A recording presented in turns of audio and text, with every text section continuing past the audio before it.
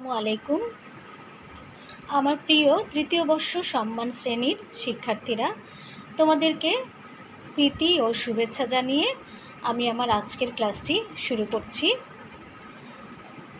আমার পরিচয় তো তোমরা জানো, তারপরেও আরও একবার তোমাদের সাথে পরিচিত হয়ে নেই। আমি আফরোজা পারভিন, সহকারী অধ্যাপক, ইসলামের ইতিহাস ও সংস্কৃতি বিভাগ, ঢাকা কলেজ। তোমরা জানো তোমাদেরকে আমি যে কোর্সটি পড়াই সেটি হচ্ছে দক্ষিণ পূর্ব এশিয়ার মুসলমানদের ইতিহাস।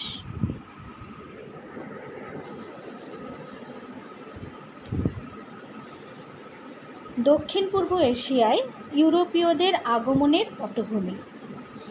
আজকে তোমাদেরকে যে টপিকটি আমি পড়াতে যাচ্ছি সেটি হচ্ছে দক্ষিণ পূর্ব এশিয়ায় ইউরোপীয়দের আগমনের পটভূমি, অর্থাৎ ইউরোপীয়রা এখানে যে আগমন করেছিল কোন প্রেক্ষাপটে এবং কী উদ্দেশ্যে, সেই বিষয়গুলোই কিন্তু এখানে আলোচিত হবে।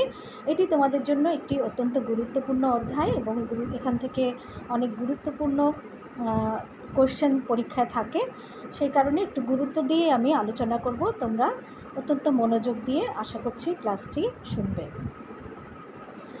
এখানে একটি ছবি তোমরা দেখতে পাচ্ছ, এটি হচ্ছে ইউরোপীয়রা আগমন যখন করেছিল তারা কিন্তু প্রথমে আগমনের পূর্বে জলপথ আবিষ্কার করেছিল এবং তারা যে জাহাজগুলোতে এসেছিল সেই প্রাচীনকালের একটি পালতোলা বড় জাহাজের ছবি আমি দেওয়ার চেষ্টা করেছি গুগল থেকে। তাহলে বিষয়টি দক্ষিণ পূর্ব এশিয়ায় ইউরোপীয়দের আগমনের পটভূমি, এর উপর আজকে আমরা আলোচনা করব। পঞ্চদশ শতাব্দীর শেষের দিকে ইউরোপের কয়েকটি দেশ বাণিজ্যিক উদ্দেশ্যে দক্ষিণ পূর্ব এশিয়া তথা প্রাচ্যে আগমন করে। এদের মধ্যে পর্তুগিজ, ডাচ বা ওলন্দাজ, ইংরেজ, স্প্যানিশ, ফরাসি, দিনেমার প্রভৃতি বিশেষভাবে উল্লেখযোগ্য ছিল।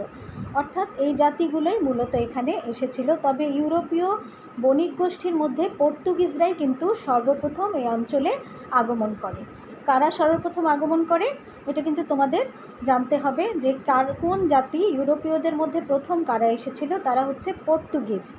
এবং তোমরা জানো যে এই পর্তুগিজরাই এই অঞ্চলে আসার জলপথ আবিষ্কার করে। ইউরোপীয়দের জলপথ আবিষ্কার, তারা জলপথ আবিষ্কার করেছিল বলে ইউরোপীয়দের মধ্যে পর্তুগিজরাই প্রথমে জলপথ আবিষ্কার করে। তারা ছিল নাবিক জাতি, তারা নৌরুটে বিভিন্ন অভিযান পরিচালনা করত এবং সমুদ্রের খুব কাছাকাছিতে দেশটির অবস্থান, সেখানে বসবাস করার কারণে এই অভিযানগুলো পরিচালনায় তারা পারদর্শী ছিল। সে কারণেই কিন্তু এই পর্তুগিজ জাতিরাই প্রথম প্রাচ্যে আগমন ঘটে। এবং তোমরা এখানে একটি ছবিতে দেখতে পাচ্ছ যে কতগুলো সমুদ্রে কতগুলো বাণিজ্যিক জাহাজ বা কতগুলি জাহাজ নিয়ে এইভাবে মধ্যযুগে কিন্তু বাণিজ্যিক জাহাজগুলো এইভাবে বিশাল অনেক লম্বা পথ পাড়ি দিয়ে ইউরোপ থেকে প্রাচ্যে আসতো এবং প্রাচ্য থেকে অনেক তোমার পণ্য নিয়ে সেগুলো ইউরোপের বাজারে পৌঁছে দিত।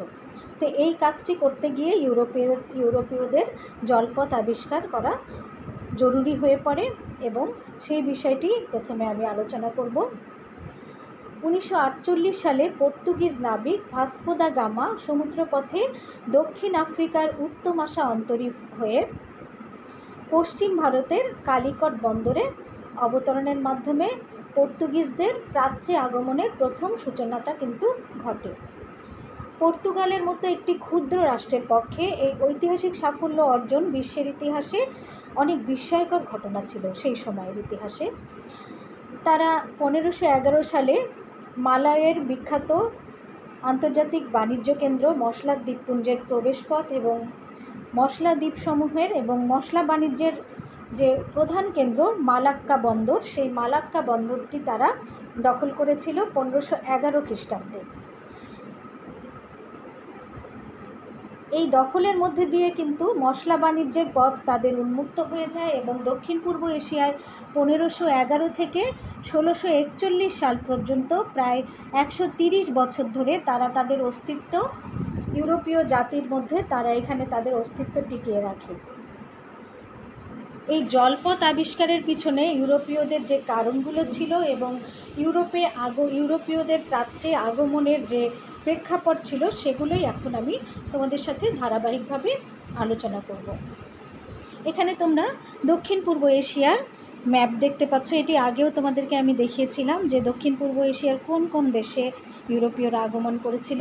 সেই দেশগুলো এখানে বিভিন্ন রঙে চিহ্নিত করা হয়েছে, যে কোন অঞ্চলে ইউরোপের কোন জাতি আধিপত্য বা উপনিবেশ স্থাপন করেছিল সেই চিত্রটি।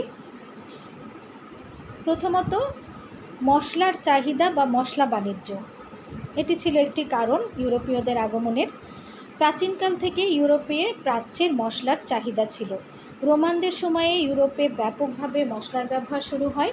তারা রান্নাবান্না, মাংস সংরক্ষণ ছাড়াও ধর্মীয় অনুষ্ঠানাদি সম্পাদনে এবং তাদের অন্ত্যেষ্টিক্রিয়ায় প্রচুর পরিমাণে মশলা ব্যবহার করত। রোমের সর্বত্র গোলমরিচ, আদার চাহিদা ছিল প্রচুর। এগুলো সেখানে স্বর্ণ রৌপ্যের ওজনে বিক্রয় হতো, অর্থাৎ সোনা রূপার ওজনের সাথে মশলাকে তারা সমতুল্য ওজন, সমপরিমাণ ওজন করে মশলা তাদেরকে এতটা চড়া দাম দিয়ে মশলাগুলোকে তাদের কিনতে হতো যে স্বর্ণ রৌপ্যের ওজনের সাথে তার তুলনা করা হয়েছে। রোমানদের খাবার টেবিলে গোলমরিচের গুঁড়া ব্যবহার এবং আদার গুঁড়া মিশিয়ে মাছ পরিবেশন রোমানদের ফ্যাশনে পরিণত হয়েছিল। রোমান শাসক এবং অভিজাতদের ফ্যাশন আর বিলাসিতা তাদের অন্ত্যেষ্টিক্রিয়া পর্যন্ত গড়িয়েছিল, অর্থাৎ অন্ত্যেষ্টিক্রিয়ার অনুষ্ঠানেও তারা এইভাবে প্রচুর মশলা জাতীয় খাবার, মশলা সমৃদ্ধ খাবার পরিবেশন করত। মশলার প্রধান উৎপত্তি স্থল দক্ষিণ পূর্ব এশিয়ার সুমাত্রা, জাভা, বর্নিও, মলিক্কস প্রভৃতি মশলা উৎপাদনের জন্য সবসময় ছিল বিখ্যাত। কোন অঞ্চলগুলো? সুমাত্রা, জাভা, বর্নিও, মলুক্কাস প্রভৃতি অঞ্চল বা দ্বীপপুঞ্জ। মালাবারের উপকূলীয় রাজ্যগুলোতেও মশলার চাষ হতো। দক্ষিণ পূর্ব এশিয়ার দেশগুলোতে মশলা সংগ্রহের জন্য ভারতীয়রা যাতায়াত আরম্ভ করেছিল এবং তারা ভারতীয়দের কাছ থেকে রোমানরা এসব মশলা অত্যন্ত চড়া মূল্যে লোহিত সাগরের পথে আলেকজান্দ্রিয়ায় নিয়ে আসতো, চড়া মূল্যে কিনে আলেকজান্দ্রিয়ায় নিয়ে আসতো। অতঃপর সেখান থেকে রাজধানী রোম হয়ে রোমান সাম্রাজ্যভুক্ত অর্থাৎ রোম শাসন বহির্ভূত বিভিন্ন ইউরোপীয় রাজ্যে সেগুলো প্রেরণ করত। ইউরোপীয় মশলার চাহিদা বৃদ্ধির প্রেক্ষাপটে আরব এবং অন্যান্য মধ্যপ্রাচ্যীয় বণিকগণ দক্ষিণ পূর্ব এশিয়ার মশলা সমৃদ্ধ রাষ্ট্রগুলোতে যাতায়াত বৃদ্ধি পায়। এই মশলাকে কেন্দ্র করেই কিন্তু এই যাতায়াত বৃদ্ধি পায়। ক্রমান্বয়ে বিভিন্ন দেশে আরব জাতির বসতি গড়ে ওঠে এবং আরব বণিকদের সঙ্গে দ্বীপাঞ্চলের ইসলাম প্রচারের জন্য সুফি, সাধক, দরবেশ এবং ইসলামী শাস্ত্রে অভিজ্ঞ পণ্ডিতগণও যেতেন। তারা বণিকদের উপরে তারা যথেষ্ট প্রভাব বিস্তার পর্যন্ত করত। আরব বণিকদের চেষ্টা এবং ইসলাম ধর্ম প্রচারকদের আন্তরিক প্রচেষ্টায় এই দ্বীপাঞ্চলে ইসলামের বিস্তার ঘটেছিল। সেটা এর ইতিপূর্বে কয়েকটি ক্লাসে তোমাদেরকে কিন্তু এই কথাগুলোই আমি পড়িয়েছি যে কিভাবে আরব বণিকদের দ্বারা এই অঞ্চলে প্রথম ইসলাম প্রচারিত হয়েছিল, যেটা এখনও অনেক অঞ্চলে অর্থাৎ ইন্দোনেশিয়া, মালয়েশিয়ার একটা বড় জনগোষ্ঠী এখানে ইসলাম ধর্মে দীক্ষিত বা ইসলাম ধর্মের লোক আছে, মুসলিম লোক আছে। সুমাত্রা, জাভায় কয়েকটি মুসলিম বন্দর রাষ্ট্রের উদ্ভব হয় এবং এসব রাষ্ট্রের মধ্যে সুমাত্রার পারলাক, পাসাই, জাভার গ্রেসিক ইত্যাদি উল্লেখযোগ্য ছিল। অবশ্য মালাবার উপকূলেও তখনও মশলার চাষ হতো, কিন্তু আরবদের চাহিদার তুলনায় তা অপর্যাপ্ত হওয়ায় বণিকদের দক্ষিণ পূর্ব এশিয়ায় আগমন করতে হতো।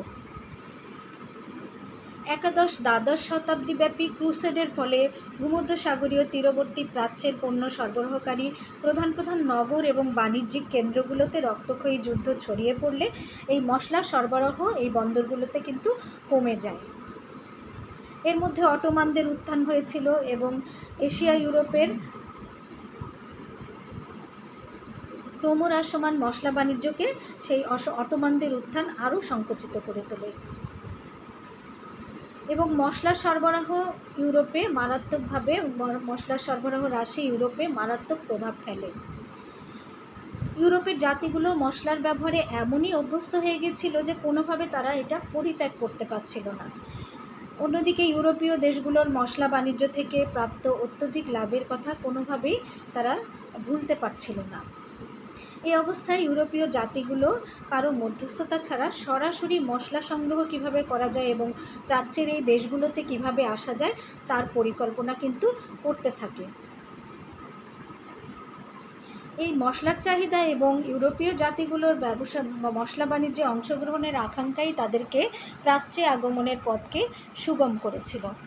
এখানে তোমরা দেখতে পাচ্ছ যে নাবিকদের এই যে ছোট ছোট জাহাজ নিয়ে কিভাবে তারা বাণিজ্য উপলক্ষে যাত্রা করছে তার একটি দৃশ্য তোমরা এখানে দেখতে পাচ্ছ।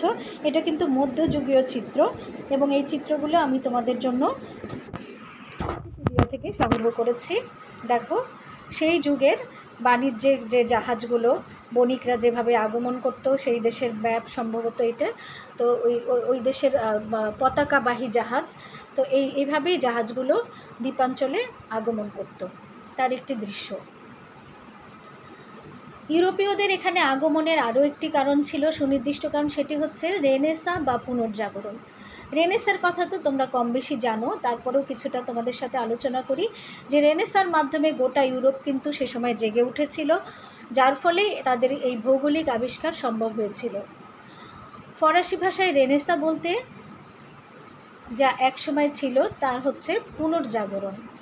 প্রাচীন গ্রিক এবং রোমান সভ্যতার পতনের পর ইউরোপে সাহিত্য, কবিতা, চিত্রকলা, শিল্প, সংস্কৃতি, বিজ্ঞান চর্চার ক্ষেত্রে যে অন্ধকার নেমে আসে তা থেকে উত্তরণকালকে এখানে রেনেসাঁ নামে আখ্যায়িত করা হয়েছে। এই নবজাগরণ কেবল প্রাচীন গ্রিক এবং ল্যাটিন সাহিত্য দর্শনের মধ্যেই সীমাবদ্ধ ছিল না, এটি সমাজ, রাজনীতি, অর্থনীতি, বিজ্ঞান, ভূগোল, ভাস্কর্য, ললিতকলা সকল ক্ষেত্রেই নতুন চেতনা এবং দৃষ্টিভঙ্গির সৃষ্টি করে। এটি এই জন্য বলা হচ্ছে যে ভৌগোলিক আবিষ্কারের ক্ষেত্রে এই রেনেসাঁ অনেক বড় অবদান রেখেছিল। যদিও ইটালিতে রেনেসাঁ সূত্রপাত এবং বিকাশ ঘটে, কিন্তু ইটালির নব সংস্কারবাদী এবং সামাজিক মানবতাবাদীদের প্রচেষ্টায় তা পুরো ইউরোপকে প্রভাবিত করেছিল।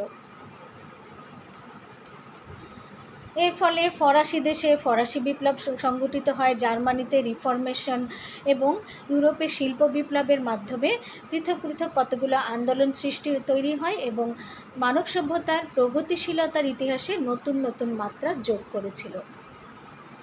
ইউরোপবাসী তখনও চার্চ শাসিত অন্ধকার যুগ থেকে স্বাধীন, উদার, গণতান্ত্রিক সমাজে যাওয়ার জন্য ব্যাকুল হয়ে উঠেছিল। রেনেসাঁ যুগে স্বাধীন চিন্তা শক্তি এবং আত্মসচেতনতা বৃদ্ধি করে ধর্মীয় গোঁড়ামি থেকে মুক্ত করে তার চিন্তাধারা মানসিক বিকাশের পথে ধাবিত করে এবং মানসিক মুক্তি, স্বাধীন চিন্তা শক্তি, আত্মসচেতনতা বৃদ্ধির ফলে মানুষের ব্যক্তিমর্যাদার সামাজিক, পারিবারিক, রাষ্ট্রীয় ক্ষেত্রে প্রতিষ্ঠিত হয়। রেনেসাঁর ফলেই মধ্যযুগীয় রাষ্ট্র ব্যবস্থায় চার্চ প্রভাব বা স্বৈরতান্ত্রিক রাজতন্ত্রের অবসান ঘটে, জনকল্যাণমূলক গণতান্ত্রিক আধুনিক রাষ্ট্রের আদর্শ স্থাপিত হয়। রেনেসাঁর সর্বাধিক প্রভাব পড়েছিল শিক্ষা, সাহিত্য ও শিল্পক্ষেত্রে। রেনেসাঁর ফলেই কিন্তু মানুষের জানার আগ্রহটা বেড়ে গিয়েছিল। রেনেসাঁর ফলে দেশীয় ভাষায় পড়ালেখা, সাহিত্যচর্চা, জ্ঞান বিজ্ঞান অনুশীলনের প্রতি মানুষের আগ্রহ বৃদ্ধি পায়। দেশীয় ভাষার সাহিত্য রচনা, জ্ঞান বিজ্ঞান চর্চার শুরু হলে তাতে সাধারণ মানুষের সম্পৃক্ততা ব্যাপকভাবে বৃদ্ধি পায়, ফলে জ্ঞানের ভাণ্ডার সকলের জন্য উন্মুক্ত হয়ে যায়। ভৌগোলিক ক্ষেত্রেও রেনেসাঁর গুরুত্বপূর্ণ অবদান ছিল। রেনেসাঁর প্রভাবে যে জ্ঞানস্পৃহা ও অনুসন্ধিৎসা জেগেছিল তা মানুষের ভৌগোলিক জ্ঞান বৃদ্ধির সহায়ক হয়। রেনেসাঁর প্রারম্ভেই কম্পাসের আবিষ্কার, সমুদ্রের মানচিত্র আবিষ্কার এবং তালিকা ইত্যাদি আবিষ্কৃত হয়। বৈজ্ঞানিক কোপার্নিকাস পৃথিবী যে সূর্যের চারিদিকে ঘোরে তা সূর্যের চারিদিকে পৃথিবী ঘোরে এই সত্যটি আবিষ্কার করে সমকালীন বিশ্বে কোপার্নিকাস আলোড়ন সৃষ্টি করে ফেলেছিল। এখানে আমি তোমাদেরকে যে জিনিসগুলো বললাম যে এই রেনেসাঁর প্রভাবেই কিন্তু কম্পাসের আবিষ্কার, সমুদ্রের মানচিত্রের আবিষ্কার, তো এখানে তোমরা মানচিত্র দেখতে পাচ্ছ যেটি কিনা এই মধ্যযুগে ভাস্কো দা গামার আগমনের সময়ে এইরকম একটি মানচিত্র সেই সময়ের উদ্ধার করা হয়, যেটি দেখো তো অনেকটা নষ্ট হয়ে গিয়েছে, চারদিক দিয়ে কিছুটা ছিঁড়ে গেছে, এবং এটি কিন্তু অনেক প্রাচীন একটি মানচিত্র। এবং এই মানচিত্রটা দেখেই কিন্তু এই পর্তুগিজ জাতি এইদিকে প্রথমে এসেছিল প্রাচ্যে, এবং তারা একটি কাল্পনিক পৃথিবী যে গোল, হ্যাঁ, এই গোলটা তারা গোলাকৃতির দুটি তোমরা চাকতির মতো দেখছো, যে এই পৃথিবীকে গোল ধরেই কিন্তু তারা সমুদ্র পথে আগমন করেছিল। সেই সময়ের একটি মানচিত্র তোমাদের জন্য আমি গুগল থেকে সংগ্রহ করেছি। কি তোমাদের কি ভালো লাগছে না সেই সময়ের মানচিত্রটি দেখতে? ইউরোপীয়দের আগমনের পিছনে পটভূমি তৈরি করে এই রেনেসাঁ বা ভৌগোলিক আবিষ্কার। এছাড়া প্রাচীনকাল থেকে ইউরোপীয়রা ব্যবসা বাণিজ্যের মাধ্যমে দক্ষিণ পূর্ব এশিয়ায় যে মশলা, সুগন্ধি কাঠ, মুসলিম, সুতি বস্ত্র, চিনি, নীলকান্ত জাতীয় অনেক মূল্যবান পণ্যের সঙ্গে তারা পরিচিত হতে পেরেছিল। চীন ভ্রমণকারী ভেনিসীয় পর্যটক মার্কো পোলোর বিবরণী পাঠ করে ইউরোপীয়রা দক্ষিণ পূর্ব এশিয়ার সম্পদ, সমৃদ্ধি ও প্রাচুর্য সম্পর্কে অবগত হয়ে দারুণভাবে অভিভূত হয় এবং এই অঞ্চলে আসতে কিন্তু প্রলুব্ধ হয়। একদিকে এশিয়ার দেশসমূহের আধিপত্য এবং ইউরোপের মধ্যে যোগাযোগ স্থাপনকারী পশ্চিম এশিয়া এবং মধ্য এশিয়ার স্থলপথগুলো মুসলমানদের দখলে থাকায় ইউরোপীয়দের প্রাচ্যে আসার পরিকল্পনা প্রথমে ব্যর্থ হয়। এক্ষেত্রে মুসলিম নিয়ন্ত্রণের বাহিরে প্রাচ্যে আসার একমাত্র উপায়ই ছিল তাদের এই সমুদ্রপথ আবিষ্কার, অর্থাৎ জলপথে আসার বিকল্প পথ আবিষ্কার। কিন্তু গভীর এবং অচেনা বিশাল সমুদ্রপথে যাতায়াতের প্রয়োজনীয় ভৌগোলিক জ্ঞান বা প্রয়োজনীয় উপকরণাদির অভাবে তাদের প্রাচ্যে আগমনের আকাঙ্ক্ষা অপূর্ণই থেকে যায়। এই অবস্থায় রেনেসাঁর প্রভাবে সমুদ্রপথে ভ্রমণের প্রয়োজনীয় জ্ঞান এবং উপকরণাদি উৎপত্তি এবং বিকাশ ঘটলে সমুদ্রপথে ইউরোপীয়দের সামনে প্রাচ্যে আগমনের এক সম্ভাবনার দ্বার উন্মুক্ত হয়। অর্থাৎ এর আগে আমি আলোচনা করছিলাম যে এই যে মানচিত্র, কম্পাসের আবিষ্কার, এগুলোর ফলেই কিন্তু তাদের এই মনোবাসনা পূরণ হয়। রেনেসাঁর প্রভাবে দিক নির্ণয় যন্ত্রের আবিষ্কার, সমুদ্রের মানচিত্র অঙ্কন, পৃথিবী গোলাকার, এসব ধারণা প্রভৃতি সমুদ্রযাত্রার প্রতি ইউরোপীয়দের আগ্রহ ভীষণভাবে বৃদ্ধি করে দেয়। অনুসন্ধিৎসু মন অজানাকে জানার এক অদম্য বাসনায় ভরিয়ে দেয়। সমুদ্রযাত্রা পূর্বাপেক্ষা নিরাপদ এবং সহজ হয়ে উঠলে নতুন নতুন দেশ আবিষ্কার করা এবং ব্যবসা বাণিজ্যের সম্প্রসারণ সেসব অঞ্চলে এবং উপনিবেশ স্থাপন, পণ্যের নতুন বাজার সৃষ্টি প্রভৃতির লক্ষ্যে ইউরোপীয়রা সমুদ্রপথে এক তীব্র প্রতিযোগিতায় লিপ্ত হয়। তারা দূরপাল্লার পথ অতিক্রম উপযোগী শক্তিশালী জাহাজ নিয়ে প্রাচ্যের মশলা সমৃদ্ধ দেশগুলোতে আসার চেষ্টায়ও লিপ্ত হয়। রাষ্ট্রীয়ভাবে এ ধরনের পৃষ্ঠপোষকতার ফলে লিসবনের জাহাজ শিল্পের ব্যাপক উন্নতি ঘটে। অর্থাৎ জাহাজ শিল্পে কিন্তু পর্তুগিজরাই সর্বপ্রথম পৃথিবীর ইতিহাসে অনেক দক্ষতার স্বাক্ষর রেখেছিল। পর্তুগিজদের সমুদ্রযাত্রা, বিভিন্ন দেশ আবিষ্কার এবং বাণিজ্য কলোনি প্রতিষ্ঠার অনুকূল পরিবেশ এ সময় তৈরি হয়। পর্তুগিজদের সমুদ্রযাত্রা এবং নতুন নতুন দেশ আবিষ্কারে পর্তুগালের যুবরাজ হেনরি দি নেভিগেটর আগ্রহ এবং উৎসাহ উদ্দীপনায় হেনরি দি নেভিগেটরের আগ্রহ এবং উৎসাহ উদ্দীপনা এই সমুদ্রযাত্রায় অগ্রণী ভূমিকা পালন করেছিল। মার্কো পোলোর ভ্রমণ বৃত্তান্ত পাঠ করে প্রাচ্য দেশে পৌঁছার সমুদ্রপথ আবিষ্কার করার জন্য হেনরি বিশেষভাবে আগ্রহ প্রকাশ করেছিলেন এবং তিনি তার রাষ্ট্রীয় পৃষ্ঠপোষকতায় এইসব বণিকদের বা এইসব প্রাচ্যে আসার জন্য নাবিকদেরকে তিনি উৎসাহিত করেছিলেন এবং প্রয়োজনীয় যে অর্থ সামগ্রীর দরকার সেগুলো তিনি সংস্থান করেছিলেন। প্রাচ্যে গমনের বিকল্প পথের অনুসন্ধান স্পৃহা। ইউরোপীয়দের প্রাচ্যে আগমনের অন্যতম প্রধান কারণ ছিল মুসলমানদের ব্যবহৃত পথের পরিবর্তে বিকল্প পথে এশিয়া এবং ইউরোপের মধ্যে বাণিজ্যিক সম্পর্ক প্রতিষ্ঠা করা।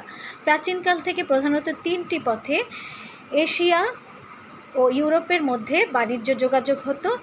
পারস্য উপসাগর, ভূমধ্যসাগরীয় যে পথটি, লোহিত সাগর, আলেকজান্দ্রিয়ার পথ, সিন্ধু উপত্যকা এবং কাস্পিয়ান সাগরমুখী পথ। প্রথমোক্ত পথ দুটি ছিল মূলত সমুদ্রপথ, কিন্তু শেষোক্ত পথটি ক্যারাভান পথ। পঞ্চদশ শতাব্দীতে আন্তর্জাতিক পর্যায়ে সংঘটিত বিভিন্ন ঘটনার পরিপ্রেক্ষিতে প্রাচ্য পাশ্চাত্যের বাণিজ্য সম্পর্ক স্থাপনকারী উল্লেখিত পথ তিনটি বন্ধ হয়ে যাওয়ার উপক্রম হলে প্রাচ্য পাশ্চাত্যের বাণিজ্য পরিচালনার জন্য বিকল্প পথের অনুসন্ধানের প্রয়োজন হয়। ইউরোপীয়রা ইচ্ছা করলে রেশম, কার্পাস, সুগন্ধি কাঠ, মূল্যবান পাথর প্রভৃতি ব্যবহার ত্যাগ করতে পারত, কিন্তু মশলার ব্যবহারে তারা এমনই অভ্যস্ত হয়ে উঠেছিল যে কোনোভাবে এটি তারা পরিত্যাগ করতে পারছিল না বা পরিত্যাগ করা তাদের পক্ষে সম্ভব ছিল না।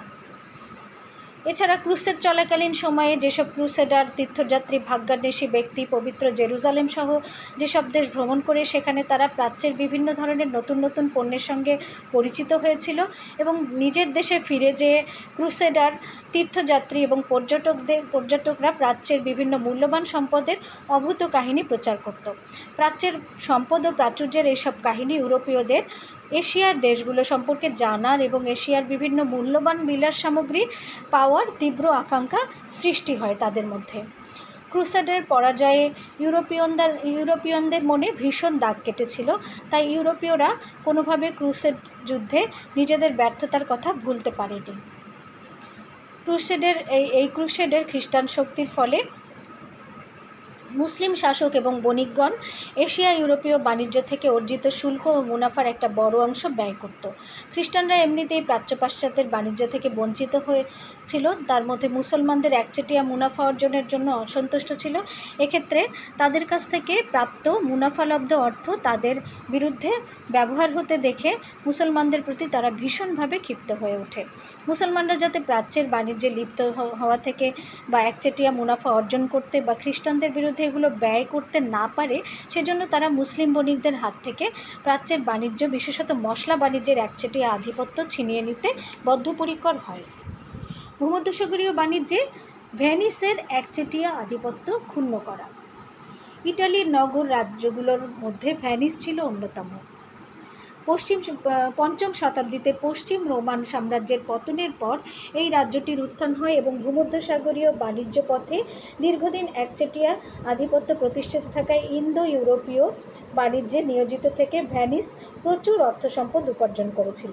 ভেনিসের এই উন্নতিকে ইউরোপীয় অন্যান্য বণিকরা সহজভাবে গ্রহণ করেনি। পোপের আহ্বান উপেক্ষা করে এশিয়ার মুসলিম শাসকদের সঙ্গে কূটনৈতিক এবং বাণিজ্যিক সম্পর্ক স্থাপনের জন্য ভেনিসের উত্তর পশ্চিম ইউরোপীয় দেশগুলো এমনিতেই অসন্তোষ ছিল। তদুপরি অটোমানদের সঙ্গে চুক্তি সম্পাদনের মাধ্যমে একচেটিয়া মুনাফা অর্জনে তারা ভীষণভাবে অসহিষ্ণু বোধ করছিল। পশ্চিম ইউরোপীয় দেশগুলো ভূমধ্যসাগরীয় বাণিজ্যে ভেনিসের একক আধিপত্য ভেঙে ফেলার জন্য প্রাচ্য দেশগুলোর সঙ্গে সরাসরি বাণিজ্যিক সম্পর্ক স্থাপনের পরিকল্পনা করে এবং প্রাচ্যের দেশগুলোতে আসার জন্য প্রাণান্তকর চেষ্টায় লিপ্ত হয়। এখানে তোমরা একটি ছবি দেখতে পাচ্ছ, যেটি কিনা প্রাচ্যের, অর্থাৎ এই মালাক্কা বন্দর বা কোনো একটি বন্দরে একজন রাজার কাছে একজন বণিক এসে তার কোনো আর্জি পেশ করছে, কথা বলছে, যে এর একটি দৃশ্য তোমরা দেখতে পাচ্ছ। কোনো একটি রাজকীয় ফরমান একটি লোককে তোমরা দেখতে পাচ্ছ, ইনি একজন ইউরোপীয় বণিক এবং এখানে একটি রাজকীয় আসনে বসা প্রাচ্য দেশীয় একজন স্থানীয় রাজার চিত্র। অর্থাৎ এখানে বাণিজ্য বিষয়ে সম্ভবত দেন দরবার চলছিল স্থানীয় একজন রাজার সাথে ইউরোপীয় কোনো এক বণিকের। খ্রিস্ট ধর্ম প্রচার। ফিলিস্তিনের পবিত্র ভূমি উদ্ধারের জন্য পশ্চিম ইউরোপের দেশগুলো মুসলমানদের বিরুদ্ধে যখন রক্তক্ষয়ী ক্রুসেডে লিপ্ত, তখন 1150 সালের দিকে সমগ্র ইউরোপে এশিয়ার কোনো এক স্থানে গ্রেস্টান নামক জনৈক শক্তিশালী খ্রিস্টান রাজার অধীনে কেরাকিতাই নামক একটি খ্রিস্টান রাজ্যের অবস্থানের কথা ছড়িয়ে পড়ে। এশিয়ার যাজক রাজা এই কল্পকাহিনী ইউরোপীয়দের মনে ব্যাপক আশার সঞ্চার করে। ইউরোপীয়দের ধারণা ছিল, যদি কথিত খ্রিস্টান রাজ্য এবং খ্রিস্ট ধর্মাবলম্বীদের খুঁজে পাওয়া যায় তবে প্রাচ্যে মুসলিম শক্তির বিরুদ্ধে শক্তিশালী অবস্থান তৈরি করা অনেকটা সহজ হবে। এরূপ ধারণার বশবর্তী হয়ে খ্রিস্টান পোপ তৃতীয় আলেকজান্ডার 1177 সালে তার ব্যক্তিগত চিকিৎসককে এই রাজা ও খ্রিস্টানদের অনুসন্ধানে প্রেরণ করেন। পোপের এই প্রচেষ্টা যদিও সফল হয়নি, কিন্তু প্রেস্টার জন ও তার খ্রিস্টান রাজ্য খুঁজে বের করার জন্য ইউরোপীয়দের প্রচেষ্টা ও অনুসন্ধান কার্যক্রম পঞ্চদশ শতাব্দীতে পর্তুগিজদের প্রাচ্য আগমনের পূর্ব পর্যন্ত অব্যাহত ছিল। মুসলমানদের মতে খ্রিস্টানরাও ভীষণ মিশনারি প্রবণ জাতি। প্রাচ্যের দেশগুলোতে খ্রিস্টধর্ম প্রচারের আকাঙ্ক্ষা ইউরোপীয়দের এশিয়া অঞ্চলে আগমনের অন্যতম কারণ ছিল। প্যালেস্টাইনে খ্রিস্টধর্মের আবির্ভাব ঘটে। প্রথম 400 বছরে এটি গ্রিসো রোমান সাম্রাজ্যে বিস্তার লাভ করে দক্ষিণ ইউরোপের সভ্যতাকে প্রভাবিত করে। পরবর্তী 800 বছর খ্রিস্টান মিশনারিগণ মধ্য এবং উত্তর ইউরোপীয় বর্বরদেরকে খ্রিস্টধর্ম দীক্ষিত করে ফেলে। তার ফলেই কিন্তু সভ্যতার আলোকবর্তিকা ছড়ায়। পরবর্তীতে যীশু খ্রিস্টের বাণী গ্রিনল্যান্ড এবং আইসল্যান্ডেও প্রচারিত হয়। মধ্যযুগের শেষ পর্বে খ্রিস্টান ধর্মযাজকগণ সমগ্র ইউরোপে খ্রিস্টধর্ম প্রচারে মনোনিবেশ করে। তারা ইউরোপের পাশাপাশি এশিয়ার দেশগুলোতেও খ্রিস্টধর্ম প্রচারের ব্যাপারে উদ্যোগী হয়। খ্রিস্টান পোপ ধর্মীয় সম্প্রসারণের ব্যাপকভাবে উঠে পড়ে লাগে। পোপের তরফ থেকে মঙ্গোলদের খ্রিস্টান ধর্মে ধর্মান্তকরণের লক্ষ্যে বেশ কয়েকটি মিশন প্রেরণ করা হয়। এসব মিশনের মধ্যে জন পিয়ার্নো কার্পিনি, উইলিয়াম ব্রুকস এর নেতৃত্বে প্রেরিত মিশনের নাম বিশেষভাবে উল্লেখযোগ্য। খ্রিস্টানরা অবশ্য শেষ পর্যন্ত মঙ্গোলদের খ্রিস্টধর্মে ধর্মান্তরিত করতে ব্যর্থ হয়। যদিও তারা মঙ্গোলদের খ্রিস্টধর্ম ধর্মান্তরিত করতে ব্যর্থ হন, কিন্তু দক্ষিণ পূর্ব এশিয়ার দেশগুলোতে প্রাচুর্য এবং সম্পদ সম্পর্কে এমন সব গুরুত্বপূর্ণ তথ্য তারা সংগ্রহ করে নিয়ে আসে, যেগুলো পাঠ করে ইউরোপীয়রা বিস্মিত হয়ে পড়ে। এবং খ্রিস্টান যাজকরা শেষোক্ত মঙ্গোলদের ধর্মান্তরিতকরণে ব্যর্থ হলেও তাদের প্রাচ্যে খ্রিস্টধর্ম প্রচারের উদ্দেশ্য থেকে সরে আসেনি। পর্তুগিজদের পদার্পণের পর থেকেই বিংশ শতাব্দীর মধ্যভাগ পর্যন্ত এই অঞ্চলগুলোতে যেসব ইউরোপীয় জাতির আগমন ঘটে এবং উপনিবেশিক শাসনের তারা প্রতিষ্ঠিত করেছিল, এদের প্রত্যেকেই ব্যবসা বাণিজ্য এবং শাসনকার্য পরিচালনার সঙ্গে সঙ্গে খ্রিস্ট ধর্ম প্রচারকে অন্যতম কর্তব্য হিসেবেই গ্রহণ করেছিল। এভাবে ইউরোপীয় রেনেসাঁ প্রভাব, মুসলমানদের বিরুদ্ধে প্রতিশোধ গ্রহণের স্পৃহা, প্রাচ্য বাণিজ্যে প্রত্যক্ষ অংশগ্রহণের আকাঙ্ক্ষা, এশিয়া অঞ্চলে খ্রিস্ট ধর্ম এবং খ্রিস্ট ধর্মাবলম্বীদের খোঁজ করা, এশীয়বাসীদের খ্রিস্টান ধর্মের ধর্মান্তরিতকরণের অভিলাষ প্রভৃতি ইউরোপীয়দের প্রাচ্যে আগমনের পটভূমিকে তৈরি করেছিল। কিন্তু মিশরের মামলুক এবং তুরস্কে অটোমানগণ ক্ষমতায় থাকায় তারা বিকল্প পথে প্রাচ্যে আসার প্রচেষ্টায় লিপ্ত ছিল। শেষ পর্যন্ত 1498 খ্রিস্টাব্দে পর্তুগিজ নাবিক সমুদ্রপথে আফ্রিকা মহাদেশের পশ্চিম উপকূল হয়ে, অর্থাৎ পশ্চিম উপকূলের উত্তমাশা অন্তরীপ দক্ষিণ আফ্রিকার উত্তমাশা অন্তরীপ প্রদক্ষিণ করে ভারতের কালিকট বন্দরে প্রথম এসে উপস্থিত হয় এবং এভাবেই ইউরোপীয়দের প্রাচ্য আগমনের আকাঙ্ক্ষা পূরণ হয়। এই কালিকট বন্দর থেকে দক্ষিণ পূর্ব এশিয়ার অন্যান্য অঞ্চল অর্থাৎ মালাক্কা, সুমাত্রা, জাভা এগুলো অঞ্চলে পৌঁছাতে তাদের আরও 50 বছর লেগে গিয়েছিল পরবর্তীতে। তারপরেও তারা সফলকাম হয় এবং এই কারণেই তোমরা দেখতে পাচ্ছ যে সুমাত্রার দ্বীপের একটি অঞ্চলে এখনও কিন্তু পর্তুগিজদের এই গত শতাব্দী পর্যন্ত পর্তুগিজ একটি উপনিবেশ ছিল এবং সেখানকার বেশিরভাগ লোকজন জনগোষ্ঠীর একটা বিরাট অংশই সেখানে খ্রিস্টান জাতি। এবং সেই দ্বীপটির নাম কি বলো তো তোমরা? সেই দ্বীপটির নাম হচ্ছে পূর্ব তিমুর, যারা বহুদিন পর এই পর্তুগালের কাছ থেকে তাদের স্বাধীনতা লাভ করেছিল। এবং এই পূর্ব তিমুর দ্বীপটি এখন একটি স্বাধীন ভূখণ্ড হিসেবে এখন বিশ্বের মানচিত্রে অবস্থান করছে। তো এই ছিল আমার আজকের আলোচনা। এখান থেকে কিছু গুরুত্বপূর্ণ প্রশ্ন হতে পারে, সেগুলো তোমরা পড়বে।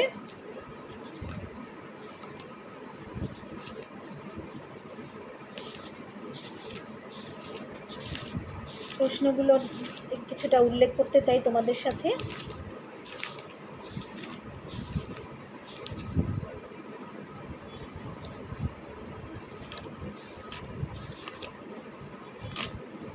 সেটি হচ্ছে দক্ষিণ পূর্ব এশিয়ায় ইউরোপীয়দের আগমনের পটভূমি ব্যাখ্যা করো। এটি একটি প্রশ্ন হয়। দক্ষিণ পূর্ব এশিয়ায় ইউরোপীয়দের আগমনের পটভূমি ব্যাখ্যা করো। আরেকটি প্রশ্ন হতে পারে রেনেসাঁ কি? ইউরোপীয় রেনেসাঁর সাধারণ বৈশিষ্ট্যসমূহ উপস্থাপন করো। তো এই দুটি প্রশ্নই আমি এখানে আলোচনা করে দিয়েছি, তোমরা এগুলো শিখে নেবে বা প্রস্তুতি নেবে। তো এতক্ষণ আমার আলোচনা ধৈর্য ধরে শোনার জন্য তোমাদেরকে অসংখ্য ধন্যবাদ জানাচ্ছি। ধন্যবাদ জানিয়ে তোমাদের সকলের সুস্থ এবং নিরাপদ জীবন কামনা করে আজকের ক্লাসটি এখানেই শেষ করছি।